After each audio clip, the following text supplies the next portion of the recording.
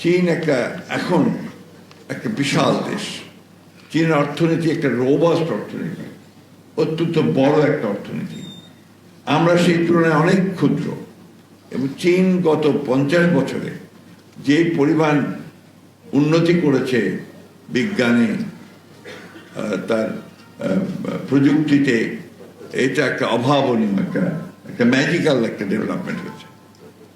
এর লাভটুকু যদি আমরা নিতে পারি তাহলে আমরা কিছুটা এগিয়ে যেতে পারি।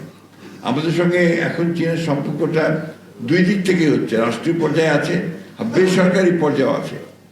চীনে আমি বেশ কয়েকবার গিয়েছি, এখন দেখছি, রিসেন্টলি দেখছি যে আমাদের ছেলেরা তারা চীনে যাচ্ছে, চীনে পড়াশোনা করছে, এবং সেখানেই তারা প্রযুক্তিগুলো নিয়ে কাজ করছে, ব্যবসা করছে। অনেক ছেলে এখন ভালো ব্যবসা করছে। আমাদের সামনে একজন বসে আছেন যিনি চীনে পড়াশোনা করেছেন, চেংদু ইউনিভার্সিটিতে পড়িয়েছেন, এবং চীনের একজন সুন্দরী মহিলাকে বিয়েও করেছেন।